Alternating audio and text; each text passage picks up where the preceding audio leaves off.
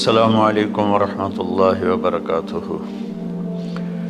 الحمد للہ الذی بیدہ الملک وهو علی کل شیء قدیر، هو الاول والآخر والظاہر والباطن وهو بكل شیء علیم، واشہد ان لا الہ الا اللہ وحدہ لا شریک لہ، واشہد ان سیدنا ومولانا محمدا عبدہ ورسولہ، ارسلہ بالحق بشیرا ونذیرا وداعیا الی اللہ بإذنہ وسراجا منیرا، صلی اللہ تعالی علیہ وعلی آلہ وعلی اصحابہ وبارک وسلم تسلیما کثیرا کثیرا، اما بعد فاعوذ باللہ من الشیطان الرجیم، بسم اللہ الرحمن الرحیم۔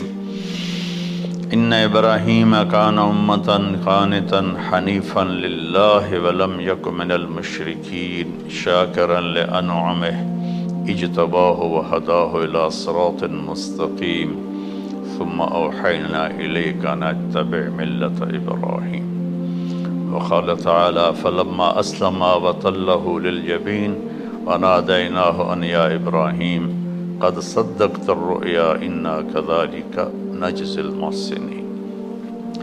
میرے محترم بھائیوں بہنوں، میرے عزیزوں، بچے بچیوں، پوری دنیا کے انسانوں، اللہ کرے میرا پیغام پوری دنیا میں پہنچے، مسلم بھی سنیں، نان مسلم بھی سنیں، کہ اچھی بات تو لینی چاہیے جہاں سے بھی ہو۔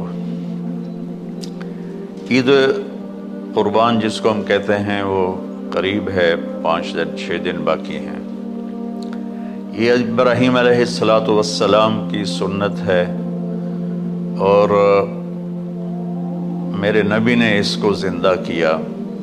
بیچ کے زمانوں میں یہ نہیں تھی، اس کو میرے نبی پاک صلی اللہ علیہ وسلم نے زندہ فرمایا، اور آپ اپنے عید کے موقع پر 2 جانور ذبح فرماتے تھے، 2 دمبے، ایک امت کے لیے اور ایک اپنے لیے۔ سبحان، ایک امت کے لیے، ایک اپنے لیے۔ ابراہیم علیہ السلام سے یہ سلسلہ کیسے شروع ہوا؟ ابراہیم علیہ السلام کون ہیں؟ ان کی ہستی کیا ہے؟ ابراہیم علیہ السلام وہ نبی ہیں جن پر ساری امتوں کا اتفاق ہے۔ یہود بھی ابراہیم علیہ السلام کو کہتے ہیں ہمارے ہیں، عیسائی بھی ابراہیم علیہ السلام کو کہتے ہیں ہمارے ہیں، مسلمان بھی ابراہیم علیہ السلام کو کہتے ہیں ہمارے ہیں۔ آگے پھر یہود موسیٰ علیہ السلام پر رک جاتے ہیں اور عیسیٰ علیہ السلام کا انکار کرتے ہیں، عیسائی عیسیٰ علیہ السلام پر رک جاتے ہیں اور محمد مصطفیٰ صلی اللہ علیہ وسلم کا انکار کرتے ہیں۔ ان ابراہیم لأواہ حلیم، ان ابراہیم لأواہ حلیم، ابراہیم بہت مہربان، رونے دھونے والے تھے، اور ابراہیم کا مطلب بھی ہے مہربان باپ، مہربان باپ۔ ابراہیم علیہ السلام کی کہانی تو بہت لمبی ہے، اسے سنانے کے نہ مجھے سکت ہے، اور نہ ہی آگے جو ہم کاسٹ کرتے ہیں اس میں اتنی ہمت ہوتی ہے، تو ہم شروع ہی کرتے ہیں کہ ابراہیم علیہ السلام سے اللہ نے اپنے بچے کی قربانی کیسے لی، پیچھے سارے واقعات کو چھوڑ کر۔ ابراہیم علیہ السلام کو جب آگ میں ڈالا گیا اور اللہ تعالیٰ نے ان کو آگ سے زندہ سلامت باہر نکالا، تو پھر انہوں نے ہجرت فرمائی اور مصر گئے۔ مصر کا جو بادشاہ تھا وہ ہر آنے والی عورت کو زبردستی 1 رات اپنے کمرے میں رکھتا تھا، تو اس نے حضرت سارہ علیہ السلام کو بھی قبضہ کر کے اپنے کمرے میں رکھا۔ جو ہی ہاتھ بڑھاتا اس کا ہاتھ سوکھ جاتا، پیچھے کرتا تو ٹھیک ہو جاتا، پھر ایسے ہاتھ بڑھاتا سوکھ جاتا، پھر پیچھے کرتا ٹھیک ہو جاتا، پھر ایسے ہاتھ بڑھایا، سوکھ گیا، پھر پیچھے کیا، ٹھیک ہو گیا۔ تو اس نے کہا یہ تو کوئی اور ہی بات ہے۔ تو اس نے اپنی بیٹی حضرت حاجرہ وہ ان ابراہیم علیہ السلام کے نکاح میں دے دی۔ ابراہیم علیہ السلام اس وقت 70 سے اوپر جا چکے تھے اور حضرت حاجرہ 22 سال کی تھی۔ یہ 3 افراد کا قافلہ ہجرت کر کے فلسطین پہنچا، اور ابراہیم علیہ السلام کی عمر گزر گئی۔ رب ہب لی من الصالحین، یا اللہ کوئی نیک بچہ دے، یا اللہ کوئی نیک بچہ دے۔ اولاد کا نیک ہونا ضروری ہے۔ ڈاکٹر بنے، انجینئر بنے، عالم بنے، مفتی بنے، ان میں سے کوئی چیز ضروری نہیں، اولاد کا نیک ہونا ضروری ہے۔ اور اس کے لیے والدین کو ٹائم دینا پڑے گا، والدین کو محبت دینی پڑے گی، والدین کو گود دینی پڑے گی، والدین کو شفقت دینی پڑے گی، ورنہ اولاد اور ماں باپ 2 کنارے بن جائیں گے۔ کچھ تقریباً 84 سال کی عمر میں اللہ تعالیٰ نے حضرت حاجرہ سے بیٹا دیا، سارہ کی بجائے حاجرہ سے بیٹا دیا۔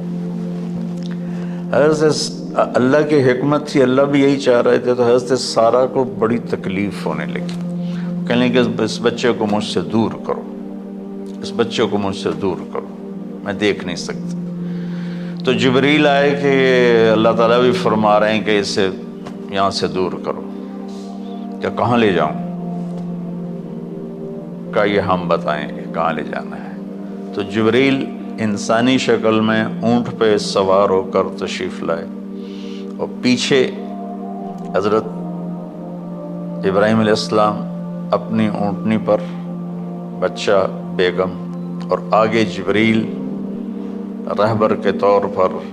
فلسطین سرسبز ہے، کہیں خشک ہے، لیکن پانی ہے، اچھی آبادی ہے۔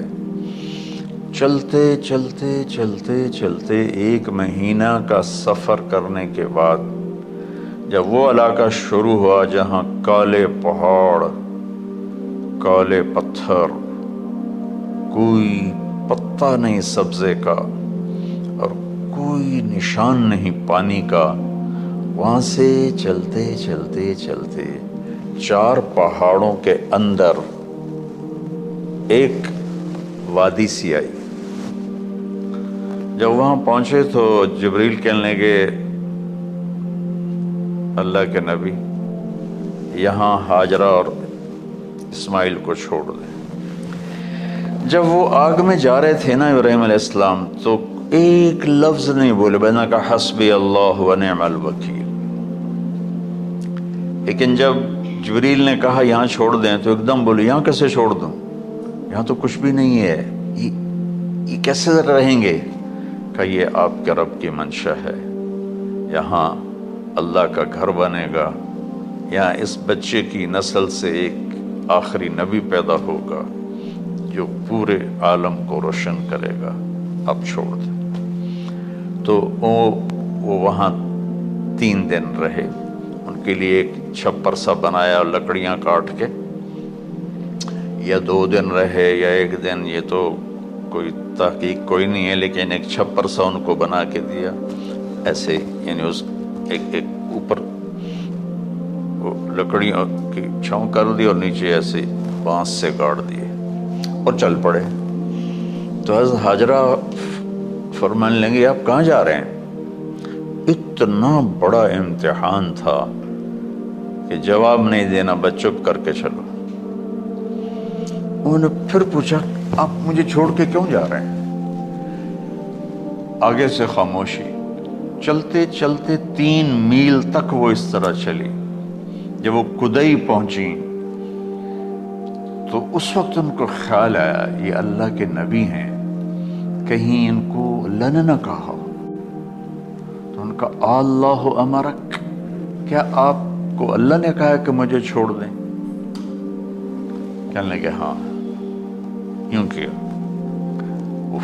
ایک دم ایک نئی حاجرہ نے جنم لیا، کہ اذن، یوں گردن، اذن لن یضیعنا اللہ، جاؤ پھر میرا اللہ مجھے ضائع نہیں کرے گا۔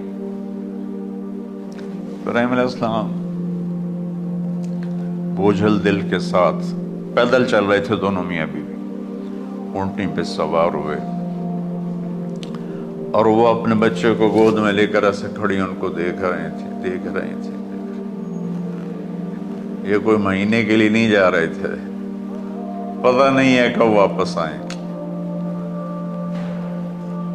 اج دے وچھڑے قد ملن گے، جانے رب رحمان۔ دیکھتی رہیں۔ انہوں نے ایسے پہاڑی کے اوپر چڑھے کہ اونٹ نیچے اتری، تو پھر انہوں نے منہ موڑا اور واپس اس وادی کی طرف چلی۔ کیا وقت تھا، صبح تھی، شام تھی۔ جو ابراہیم علیہ السلام غائب ہوئے تو ایک دم آپ نے اونٹنی کا منہ موڑا ادھر ہی اور کہا ربنا انی اسکنت من ذریتی بواد غیر ذی زرع ربنا لیقیموا الصلاۃ۔ کیا درد ہے!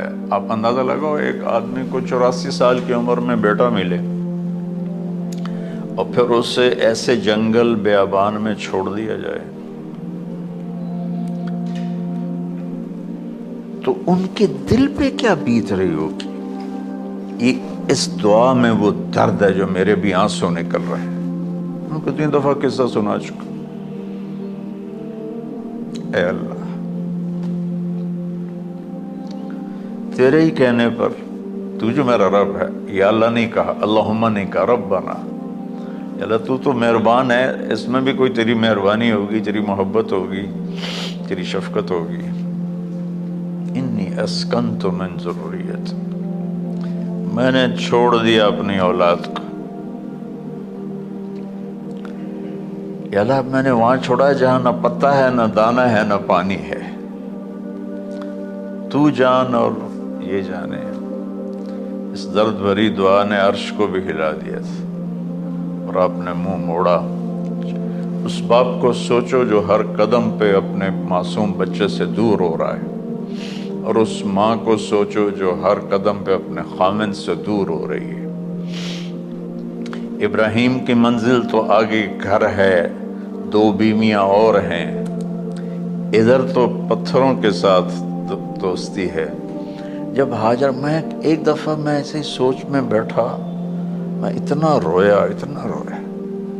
میں نے کہا جب وہ ہماری ماں ہاجرہ وہاں اکیلی بیٹھی ہوگی، وہ چاروں طرف اونچے اونچے پہاڑ تھے، اور اندر بیٹھنے والوں کو باہر کا پتہ نہیں، باہر والوں کو اندر کا پتہ نہیں۔ شام ڈھلی ہوگی تو اندھیری رات نے کیا ظلم ڈھایا ہوگا، کالے پہاڑوں کا اندھیرا، اندھیری رات کا اندھیرا۔ تارے بھی حیران ہوں گے، یہ کون بی بی بیٹھی ہوئی ہے۔ ستارے روزانہ ہی نکلتے تھے، لیکن آج وہ ایک نیا تماشا دیکھ رہے ہیں کہ ایک معصوم شہزادی ایک معصوم بچے کو گود میں لے کے بیٹھی ہے، کون اسے یہاں چھوڑ گیا۔ چاندنی رات ہی تو چاند بھی حیران ہو رہا ہوگا، یہ کیا ہو رہا ہے، یہ کیا ہو رہا ہے، یہ کیا ہو رہا ہے۔ اور وہ تنہا جان آسمان کو دیکھتی ہوگی، یا اللہ یہ میرے ساتھ کیا ہوگی۔ وہ رات کیسی، پہلی رات کیسی گزری ہوگی حضرت ہاجرہ پر۔ یہ ہمارے تبلیغ والے 3 دن کے لیے جاتے ہیں، بیویاں شور مچا دیتی ہیں، چھوڑ کے جاندے پہ وہ، چھوڑ کے جاندے پہ۔ اس ہاجرہ کو سوچو جس پر اندھیری رات تھی، اور اسے کچھ پتہ نہیں تھا میرے ساتھ کیا ہونے والا ہے۔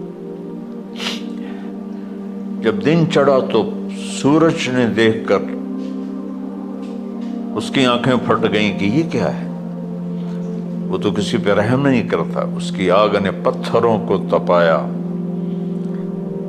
میری ماں ہاجرہ کے چھپر کو تپایا اور تڑپا کے رکھ دیا۔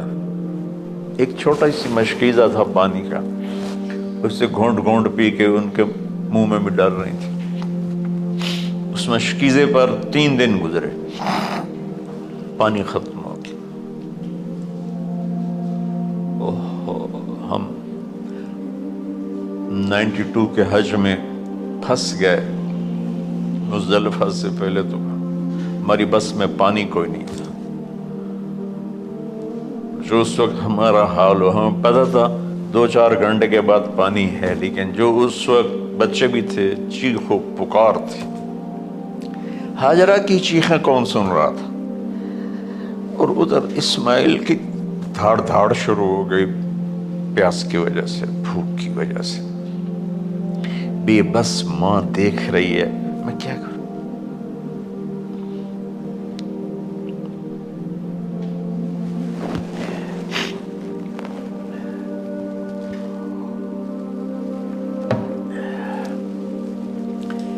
میں قطر میں تھا جماعت میں، تو مجھے یہاں کندھے میں درد ہوا، میں ہاسپٹل گیا تو ایمرجنسی سے انہوں لے کر گئے۔ ایک بچہ تڑپ رہا تھا اس میں، جو ہاسپٹل کا بیڈ ہوتا ہے، چھوٹا سا۔ اس کی ماں ٹیک لگا کر نا اس سر اس کو یوں دیکھ رہی تھی۔ مجھے نہیں پتا وہ کون ہے، مجھے نہیں پتا اس بچے کو کیا ہے، لیکن آپ یقین مانیں یہ جو میرے آنسو ہیں اس عورت کی وجہ سے، کہ جس خاموش ساز خاموش فریاد سے معمور ہیں ہم، نالہ اگر لب پہ آتا ہے تو مجبور ہیں ہم۔ جس طرح وہ ماں ساز خاموش تھی اور اس کے چہرے پر درد پکار رہا تھا، میں صرف ایسے گزرتے گزرتے اس کو دیکھا اور میں آج رو رہا ہوں 15 سال کا قصہ یاد کر کے۔ تو ہاجرہ کے چہرے کو کون پڑھنے والا تھا؟ کون سی ایمرجنسی وارڈ میں بیٹھی تھی؟ کون اس کے لیے کہہ رہا تھا میں پانی لاتا ہوں، کھانا لاتا ہوں؟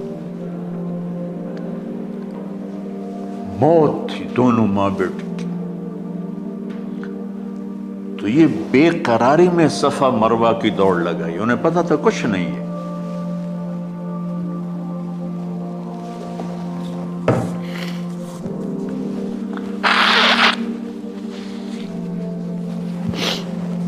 انہیں معلوم تھا کچھ نہیں ہے، لیکن وہ اس کو تڑپتے دیکھ نہیں پا رہی۔ وہ بھاگیں، صفا پہ چڑھی، ادھر دیکھ ادھر دیکھ، ابھا دیکھاں لمحہ دیکھاں، ڈٹھی دل کو دیواں ٹیکاں، سجن مل سم کے مر پوسا۔ یہ ہماری سرائکی کا شاعری ہے۔ مشرق دیکھتے ہوں، مغرب دیکھتے ہوں، دائیں بائیں دیکھتے ہوں، کوئی ہے میری فریاد سننے والا۔ یہ حالت تھی اس وقت ام اسماعیل کی۔ نیچے اتری جہاں وہ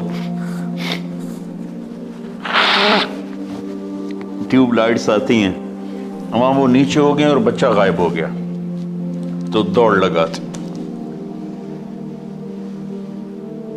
مصر کی شہزادی اور مکے کے نوکدار پتھروں کے اوپر دوڑ رہی تھی۔ جب بچہ نظر آیا پھر آہستہ ہو گئی، پھر مروہ پہ چڑھی، پھر صفا پہ چڑھی، پھر مروہ پہ چڑھی، پھر صفا۔ مجھے لگتا ہے صفا مروہ بھی رو رہے ہوں گے اس وقت، اور مکے کے پہاڑ بھی رو رہے ہوں گے، سورج بھی اس وقت رو رہا ہوگا۔ آخر وہ مروہ پہ تھک کے گر گئی۔ یہ نہیں کہ انہیں 7 چکر لگانے تھے، 7ویں چکر کے بعد ان کی ہمت جواب دے گئی، وہ گر گئیں اور ان کا جینا چاہا کہ میں بچے کو اپنے سامنے مرتا دیکھوں، اس لیے وہیں گر گئیں کہ میں اتھے مر جاؤں وہ اتھے مر جاؤں۔ پھر ایسے حسرت بھری نظروں سے یوں دیکھا مر گیا کہ نہیں، تو وہاں ایک آدمی کھڑا تھا۔ پھر مردہ جسم میں پھر جان آ گئی، پھر انہوں نے اپنے آپ کو اٹھایا اور دوڑ لگائی۔ پہنچی تو آدمی غائب تھا اور ایڑیوں سے پانی نکل رہا تھا۔ اتنے چکر کیوں لگوائے، پہلے ہی نکال دیتا۔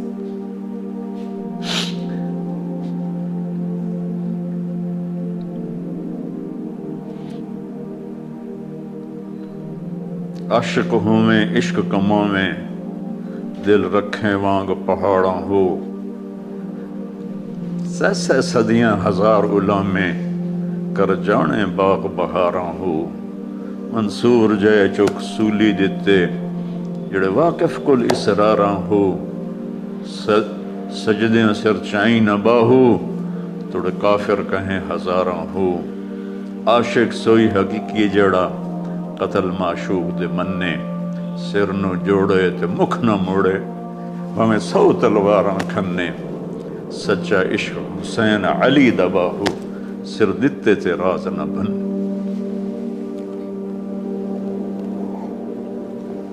کوئی ابراہیم کا گلہ نہیں شکوہ نہیں. یہ 7 چکر اور تڑپ اور درد، اس کے بعد پانی کیوں نکالا؟ پہلے کیوں نہیں نکالا؟ کہ عشق کا راستہ ہی ہے. میرے گھر کے راستے میں کوئی کہکشاں نہیں ہے. راستہ عشق اشکا سے. اشکا کہتے ہیں آکاس بیل جو درخت کو چمڑ جاتی پیلی، تو وہ درخت اس کا ایسا عاشق ہوتا ہے سب کچھ اس کو کھلا کے خود خوش ہو کے جل کے بالن بن جاتا ہے. اس سے اشکا ہے کہ عشق ایسی چیز ہے. عشق تے آتش ڈوہیں برابر اتے عشق دا تاؤ تے کھیڑا. آتش ساڑے کخت کا نیرا عشق ساڑے دل جڑا. خواجہ غلام فرید صاحب کی شاعری سنا رہا ہوں کہ عشق میں بھی آگ ہے اور لکڑی میں بھی آگ ہے. لکڑی کی آگ خس و خاشاک کو جلاتی ہے اور عشق کی آگ دل کو جلا کے برباد کر دیتی ہے.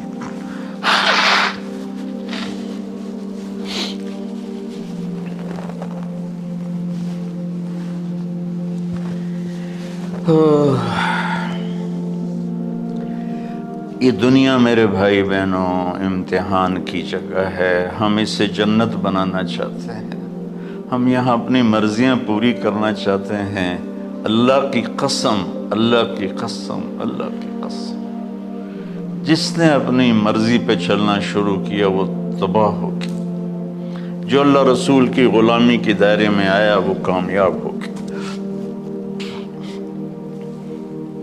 دیکھا تو پانی ابل رہا ہے، ابل رہا ہے، ابل رہا ہے، فوارے مار رہا ہے. تو اس وقت عبرانی لینگویج تھی تو ان کا زمزم زمزم، ٹھہر جا ٹھہر جا ٹھہر جا. وہ نیچے زور مار، اللہ کو بھی یہی منظور تھا، وہ نیچے زور.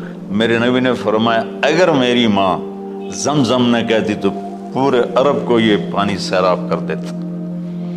اور آپ حیران ہوں گے آج کل تو بہت زیادہ ایڈوانس ہے سائنس. تو سعودی گورنمنٹ نے کہ یہ اس کا سورس کیا ہے، یہ پانی کہاں سے آ رہا ہے. طائف تک ساری زمین کو کھنگالا، کوئی اس کا پیچھے سے لنک نہیں ہے. کہیں چشمہ ہوتا ہے نا تو پیچھے لنک ہوتا ہے، کہیں سے پانی نکل ہوتا ہے پیچھے سے لنک ہوتا ہے. زمزم کا کوئی لنک نہیں. جو ہی موٹر چلاتے ہیں تو 8-9 جھرنے ہیں سوراخ، وہاں سے پانی ابل ابل کے آنا شروع ہو جاتا. اور جو ہی موٹر بند کرتے تو وہ جھرنوں کا پانی بند ہو جاتا. اس میں نہ مچھر ہے نہ اس میں کوئی کیڑا ہے نہ کوئی مکوڑا ہے، پاک صاف پانی. زمزم زمزم.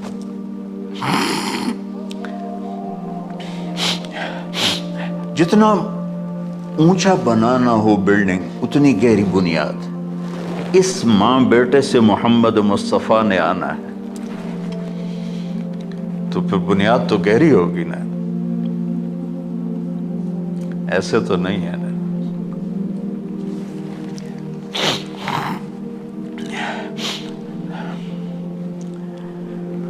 تو چونکہ محمد مصطفیٰ صلی اللہ علیہ وسلم کو اس بچے اور اس ماں سے اللہ نے وجود دینا. پیچھے ابراہیم والد ہیں دینا. ابراہیم علیہ السلام کی نسل میں 4000 انبیاء آئے.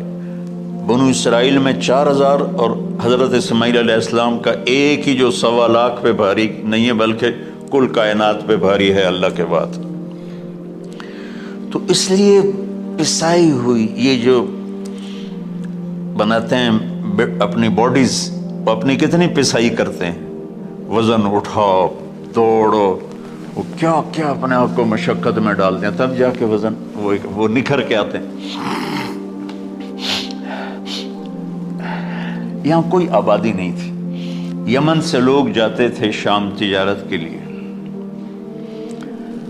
تو قبیلہ جرہم کا گزر تھا، پانی نہیں تھا، تو وہ پانی کی تلاش میں تھے، انہوں نے پرندے دیکھے، کہنے کہ پرندے تو پانی پر آتے ہیں، انہوں نے 2 آدمی بھیجے، آگے دیکھا ایک خاتون، ایک بچہ اور کنواں تو نہیں تھا، پانی چشمہ، تو وہ سارے آئے اور کہا کہ بہن ہم یہاں ٹھہر جائیں، کہ آپ ٹھہرو لیکن پانی میرا، ان کا ٹھیک ہے پانی آپ کا ہے۔ تو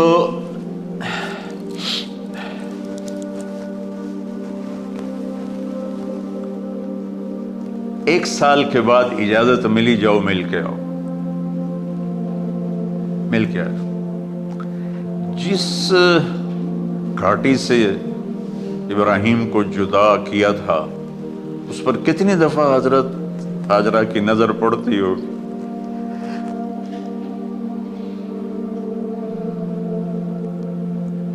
اگر آپ اس کو فیل کریں تو یہ قصہ بیان ہی نہیں ہو سکتا، بس رونا ہی پڑے گا۔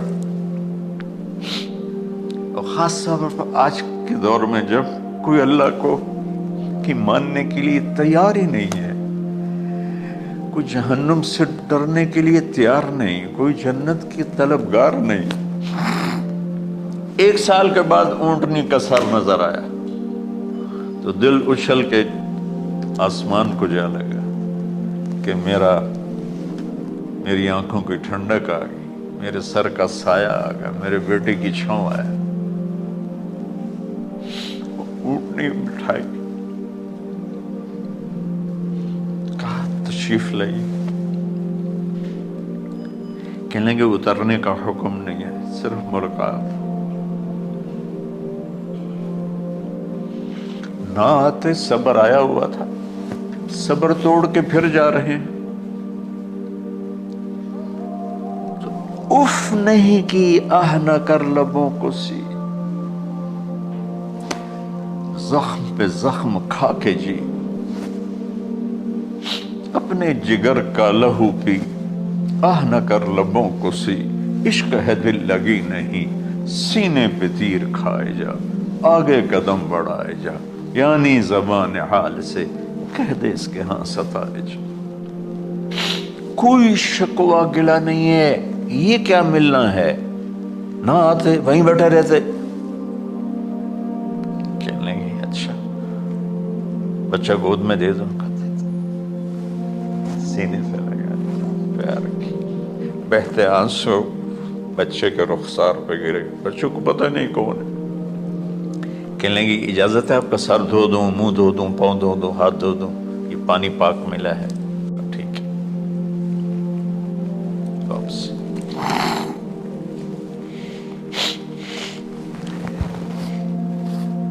فلما بلغ معه السعي، جب وہ بچہ بھاگنے دوڑنے لگا، دل میں اتر گیا، نظروں کو بھا گیا، تو خواب آنے شروع ہوئے، قیمتی چیز قربان کرو، پتہ نہیں کتنی بکریاں قربان کر دیں، پھر خواب آیا قیمتی چیز قربان کرو، پھر گائے قربان کر دی، عدد مجھے یاد نہیں ہے، پھر خواب آیا قیمتی چیز قربان کرو، اونٹ قربان کر دیے، پھر خواب آیا قیمتی چیز قربان کرو، تو پھر خیال آیا کہ یہ اسماعیل کی طرف اشارہ ہے۔ 1500 کلومیٹر، 1 مہینے کا اونٹ کا سفر ہے، چھری لے کر ایک باپ بچے کو ذبح کرنے جا رہا ہے، اس مہینے کے ہر منٹ نہیں، ہر سیکنڈ میں اس کے دل پہ کیا گزر رہی ہوگی، کس لیے جا رہا؟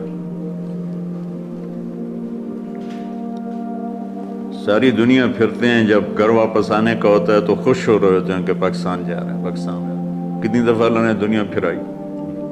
یہ اور اس باپ کی عمر 92 سال ہو چکی. 92 سال مولانا صاحب. اس کی اونٹنی کے قدم کے ساتھ نہیں، ہر سیکنڈ کے ہر کروڑویں حصے میں ابراہیم کا دل پھٹتا ہوگا کہ اس معصوم بچے کو ذبح کیسے کروں. اللہ کی مان کے دکھا دی. اللہ نے تو ہمیں دین ہی آسان دیا ہے، ہم سے تو نہیں بچوں کی قربانی مانگی. ابو بکر صدیق رضی اللہ تعالیٰ نے فرمایا تھا یا رسول اللہ، ایک آیت ہے جس کا مفہوم یہی ہے، اگر اللہ ہمیں کہتا نا بچے قربان کرو، ہم بھی چھریاں چلا دیتے.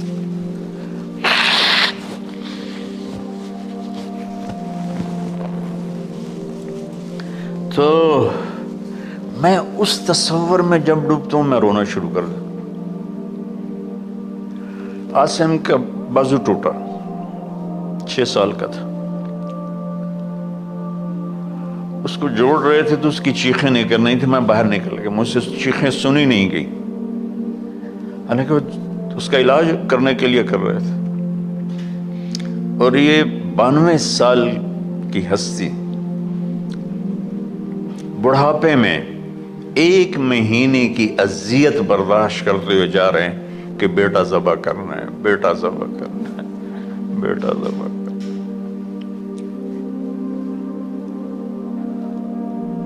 تو وہاں پہنچے تو اب اسماعیل نے جانا ہے کہ یہ ہیں میرے ابا. وہ کیسے لپٹے ہوں گے، کیسے چوما ہوگا، کیسے پیار کیا ہوگا. یہ بیوی کا آپس میں مجھے نہیں پتا کہ کتنے عرصے بعد انہوں نے ایک قدم اٹھایا، لیکن کہا کہ بچوں کو تیار کرو، میں اس کو سیر کرانے لے جا رہا ہوں. بڑی خوش ہوئی، ماں بھی بچہ بھی اچھل رہا ہے. اور لے کے پہنچے جمرہ کبریٰ پر، جو شیطان کو 3 جگہ مارتے ہیں، تو آخری جگہ وہاں اس وقت ایک تنگ سی جگہ تھی پہاڑوں میں گھری ہوئی. وہاں پہنچے تو کہتے ہیں یا بنی انی، کوئی شک شبہ والی بات نہیں ہے، ارا فی المنام انی اذبحک، میں نے تمہیں ذبح کرنا ہی ہے. انی میں نے تمہیں ذبح کرنا ہے. فانظر ماذا ترى، تیری رائے کیا ہے؟ قربان جاؤں اس ماں پہ جس نے 7-8 سال کے بچوں کو کیا تربیت دی. یا ابت افعل ما تؤمر، یعنی یا ابت افعل، بیچ میں کوئی حرف نہیں، کوئی عطف نہیں. یا ابت افعل بما تؤمر ستجدنی انشاء اللہ من الصابرین.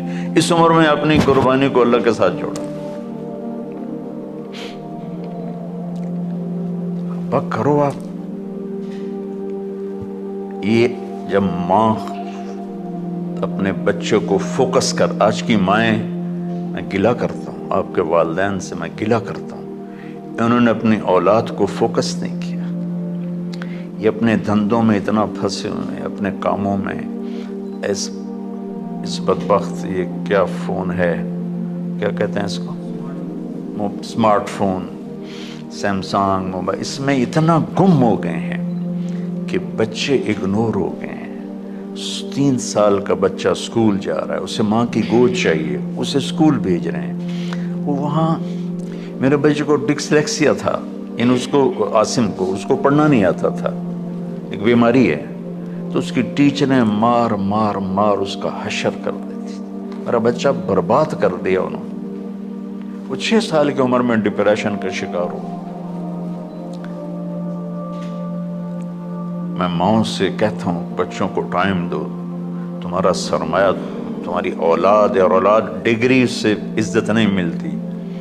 اولاد تمہاری نیک ہوگی تو وہ بلند بخت ہوں گی، عزت پائیں گی. پاکستان کو پڑھے لکھوں نے لوٹا ہے، ان پڑھوں نے نہیں لوٹا. ابا جی، بابا جی، آپ کریں نا، دیر کیوں کر رہے ہیں؟ ستجدنی انشاء اللہ من الصابرین، آپ دیکھیں گے میں آپ کی آزمائش پہ پورا اتروں گا اور اللہ کی آزمائش پر بھی پورا اتروں گا۔ پھر معصوم ذہن ادھر چلا گیا ماں کی طرف، کہنے لگے ہاں یہ بات تو ہے کہ میری ماں کو بڑی تکلیف ہوگی، تو اس لیے نا اپنا کرتا اتارا، کہا بابا جی یہ کرتا آپ میری ماں کو دے دیں، وہ جب مجھے یاد کرے گی میرا کرتا دیکھ لے، اور آپ نے مجھے یہیں دفن کرنا ہے، ادھر نہیں لے جانا، اور آپ بھی احتیاط کریں، مجھے الٹا الٹائیں، طلّہ للجبین، میرا سر زمین پہ لگائیں، گردن نہیں، تاکہ آپ کو تکلیف نہ ہو مجھے دیکھ کر۔ اب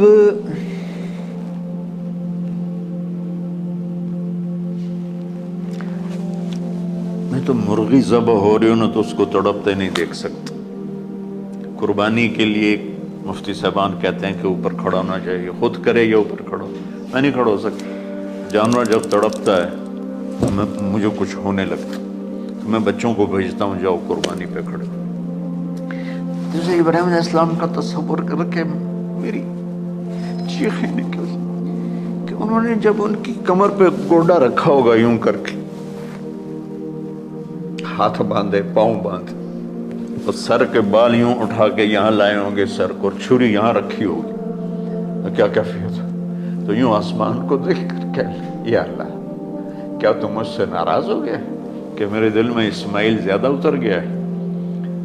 یا اللہ ایسا کبھی نہیں، یا اللہ یا میرا کوئی امتحان تو لے رہا ہے، یا اللہ تیرے پر سب کچھ قربان ہے، اور یوں چلائی، اور اللہ تعالیٰ نے چھری کی کیا حیثیت ہے، اس نے چلنے سے انکار کر دیا، پھر چلائی، پھر چلائی۔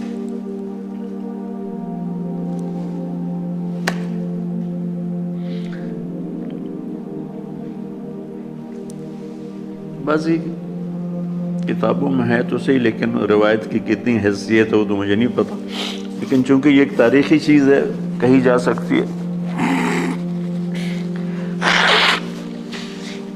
کہتے ہیں پھر گئے اور چھری کو تیز کیا پتھر پر، تیز کر کے جب آئن اور بال پکڑے، آسمان کے فرشتے 2 دفعہ روئے ہیں انسانی تاریخ میں، آسمان کے فرشتے 2 دفعہ روئے ہیں انسانی تاریخ میں۔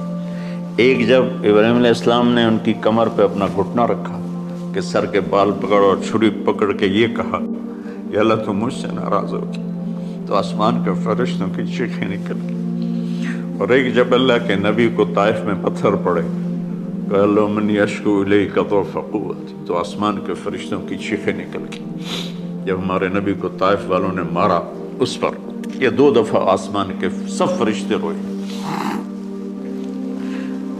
تو پھر اللہ نے کہا بس، نادیناہ ان یا ابراہیم قد صدقت الرؤیا انا کذلک نجزی المحسنین، ابراہیم تو پاس ہو گیا ہے۔ چھری چل گئی، اور آنکھوں پر تو پٹی تھی، چھری چل گئی، پٹی کھولی تو سامنے کبش تھا، تنبا اور اسماعیل اور جبریل کھڑے ہوئے تھے۔ یہ جانور کی قربانی ایک علامت ہے، اس قربانی سے ایک پیغام ہے کہ اپنے غلط جذبات کو اللہ پر قربان کر دو۔ ہم سے اللہ نہیں کہہ رہا بچے قربان کرو، ہم سے کہہ رہا غلط جذبات قربان کرو۔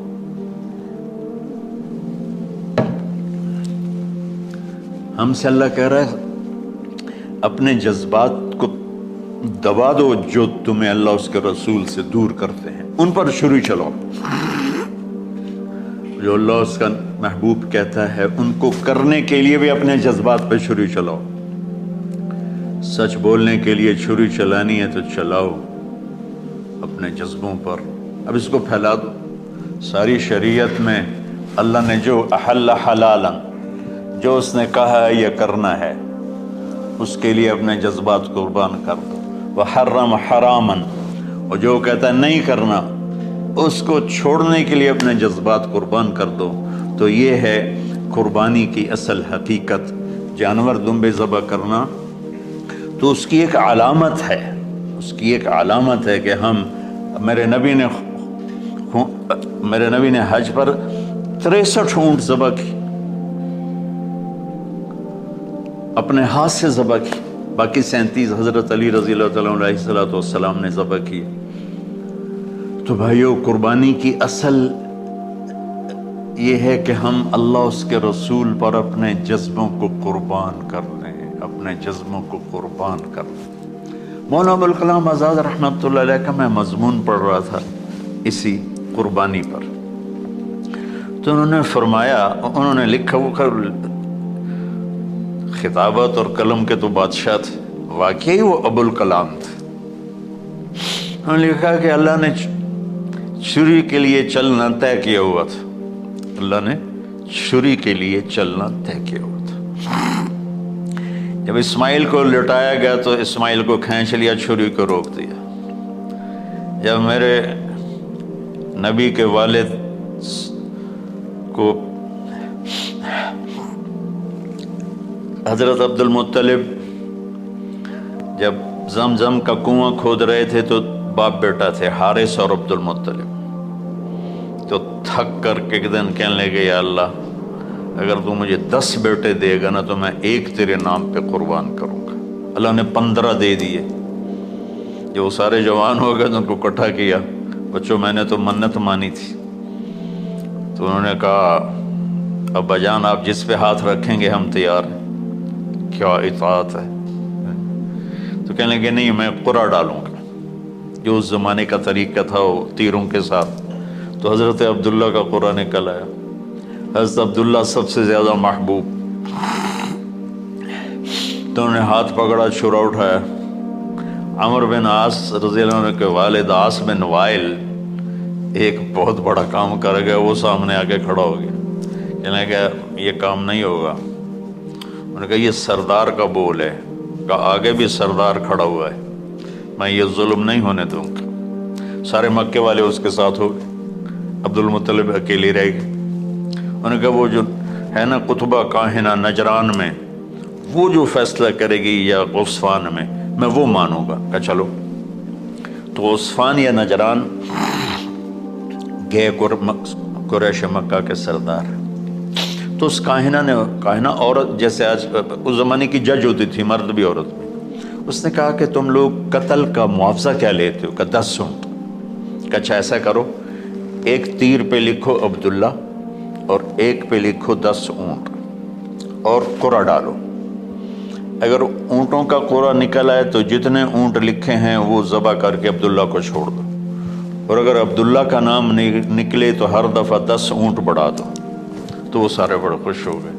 تو عبد المطلب نے احتیاطاً 100 اونٹ پہلے کھڑے کر لیے صفا کے ساتھ، اور حرم شریف میں اکٹھے ہو گئے. اور وہ جو تیروں سے کرتے تھے تو الانصاب غالباً اس کو کہتے ہیں، ایسا ہی ہے نا. ہاں. تو وہ 10 اونٹ عبداللہ، اس نے جو قرعہ اندازی میں والے جو پھینکا تو نکلا عبداللہ. تو وہ 10 اونٹ اس نے پہلے الگ کھڑے کیے تھے تو 20 کر دیے. پھر قرعہ ڈالا تو عبداللہ، پھر 10 اور کر کے 30 کر دی. پھر قرعہ ڈالا تو عبداللہ، پھر 10 اور کی تو 40 ہو گئے. پھر قرعہ ڈالا تو عبداللہ تو 50 ہو گئے.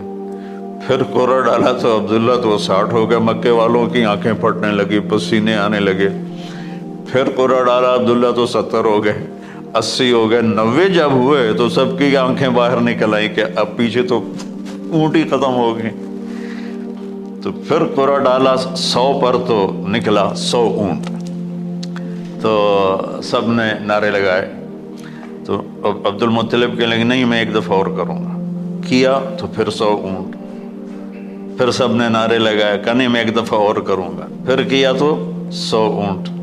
تو پھر عبد المطلب نے حضرت عبداللہ کو آزاد کیا، 100 اونٹ خود ذبح کیے. تو ابوالکلام آزاد رحمۃ اللہ علیہ فرماتے ہیں دوسری دفعہ وہ چھری چلنے لگی حضرت عبداللہ پر. ایک واقعہ بھی اس کے ساتھ عجیب ہے.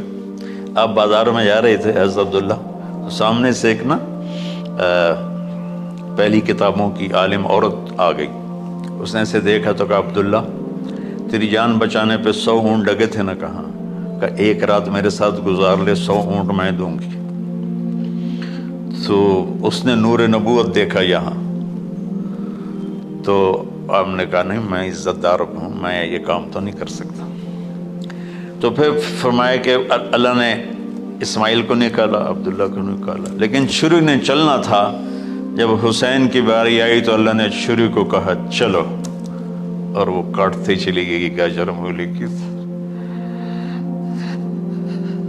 میرے نبی کی ساری نسل زباب کی.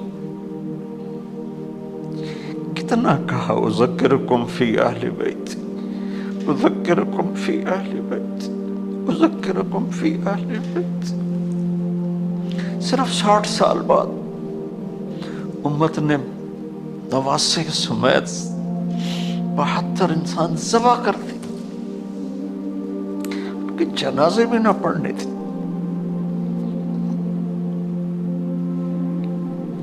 اقبال نے کہا تھا نا قتل حسین اصل میں مرگ یزید ہے، اسلام زندہ ہوتا ہے ہر کربلا کے بعد. اللہ سے محبت کرو، اللہ کے نبی سے محبت کرو، اللہ کے نبی کے گھرانے سے محبت کرو، اللہ کے نبی کے صحابہ سے محبت کرو، اللہ کے نیک بندوں سے محبت کرو. عید قربان کا فلسفہ ہے اللہ اس کے رسول کی اطاعت پہ قربان ہو جانا. عید قربان کا فلسفہ ہے اللہ اس کے رسول کی اطاعت میں اپنے جذبات پہ چھری چلا دینا. عید قربان کا فلسفہ ہے اللہ اس کے رسول کی اطاعت کے سامنے گردن کو جھکا دینا، اور اس کے لیے جس بھی کڑے امتحان سے گزرنا. ہم اللہ نہ کرے ہم امتحان نہیں مانگتے، یا اللہ نہیں مانگتے، یا اللہ نہیں مانگتے. عافیت مانگتے، عافیت مانگتے. تو میرے بھائی بہنوں، ہم اللہ کی بارگاہ میں جھکے، ہم اللہ کی بارگاہ میں جھکے، اس کے رسول کی بارگاہ میں جھکے، تاکہ ہمارا یہ جہان بنے وہ جہان.